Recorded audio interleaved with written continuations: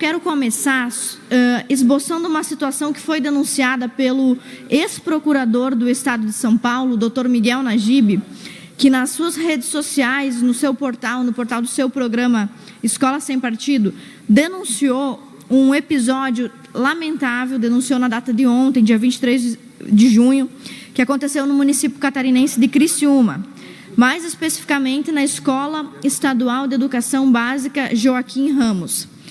Nossa intenção aqui não é expor nenhuma pessoa, não é difamar ninguém, mas voltar nesse assunto que me trouxe para esse parlamento. Antes mesmo de eleita, já há alguns anos eu militei pela causa do programa Escola Sem Partido e contra a doutrinação de qualquer viés dentro das escolas, principalmente públicas, né? Nesse contexto surge essa denúncia do Dr. Miguel Najib de uma escola aqui em Criciúma. Essa escola Joaquim Ramos tem uma professora que, fazendo uso dos dispositivos tecnológicos das aulas transmitidas remotamente, essas aulas que estão acontecendo agora e que são feitas pela internet, o que possibilita que os pais, que os alunos, que os responsáveis tenham acesso ao conteúdo das aulas. Eu trouxe para os senhores aqui um trecho de uma aula do terceiro ano do ensino médio da Escola Estadual de Educação Básica Joaquim Ramos. Gente, eu quero propor um debate com este texto.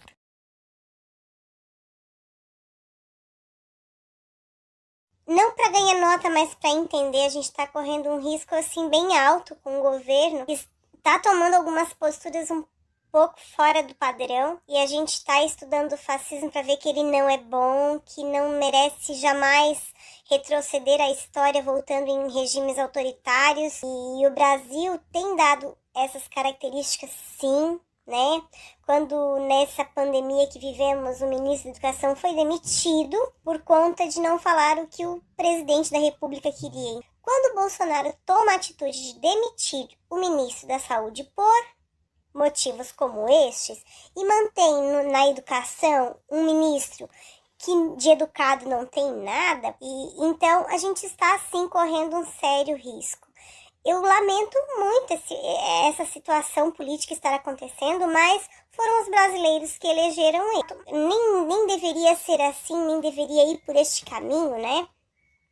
Porque é importante que vocês façam tais leituras. Eu quero que vocês consigam perceber que não é por conta de perseguição, porque eu sou contra o governo atual. No entanto, pessoal, o que está acontecendo? Intelectuais, pesquisadores, pessoas que sabem muito mais do que eu, fazem uma crítica bastante fervorosa a ele e faz uma analogia à forma política que ele está lidando com o fascismo.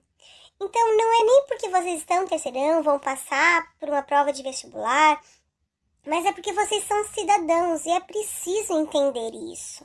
Bora pensar o que foi o fascismo e por que então o governo está sendo associado, né? A questão da perseguição à ciência, a perseguição à educação, a perseguição ao intelectualismo, a perseguição à mídia, né? Então, senhores deputados, aqueles que nos assistem em casa, esta é uma professora de ensino médio, uma servidora pública, ou seja, ela é paga, o salário dela, assim como o nosso, vem dos recursos dos impostos, ou seja, ela é sustentada pelos tributos de toda a população, sem distinção.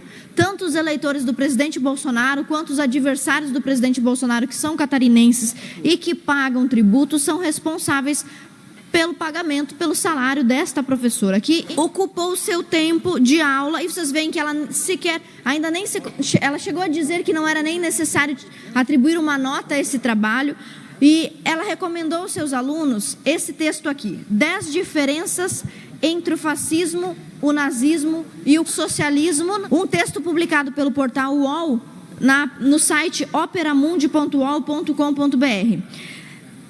Além de ser um conteúdo doutrinário, partidário e político que não caberia no espaço público, porque nós sabemos que a nossa Constituição prevê que o serviço público seja impessoal, neutro e não tenha um viés partidário, para que o poder do Estado, os agentes do Estado, como por exemplo o secretário de Educação, o governo do Estado ou o presidente da República, não utilizem todo o aparelho de educação estatal para doutrinar os alunos no viés do seu ponto de vista. Além disso, nós ainda temos um texto, esse texto que foi utilizado, eivado de inverdades históricas. Isso aí é o mais grave, porque nós veremos, para concluir, que os nossos alunos do ensino médio e também do ensino fundamental figuram nas piores colocações dos testes internacionais, não conseguem tirar as notas mínimas esperadas ou as notas médias em disciplinas como português e matemática, e obviamente o mesmo se reflete em história, ciências, etc. Então, só alguns detalhes desse texto que fez parte desta aula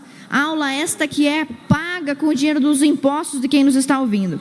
No item 2 desse texto, nós vemos a professora fazer a seguinte comparação: o fascismo e o nazismo glorificam a violência, mas o socialismo não, o socialismo abomina a violência. Uma das maiores inverdades históricas, e por isso mesmo eu trouxe para cá um clássico escrito pelo consagrado historiador e também dramaturgo Solzhenitsyn, que era russo, que nasceu em 1918, morreu recentemente em 2008, que viveu a experiência da Rússia comunista. É um dos livros mais famosos do mundo, Arquipélago Gulag, que versa somente, basicamente, sobre os atos de violência dos regimes comunistas e socialistas.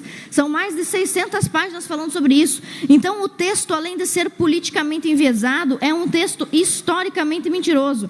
E isso foi feito durante uma aula de escola pública, ou seja, dentro de um espaço público que deveria ser um espaço neutro nessa abordagem. E o texto diz ainda o seguinte: por glorificar a violência e abominar a diferença, o fascismo e o nazismo trazem como condição lógica as ditaduras.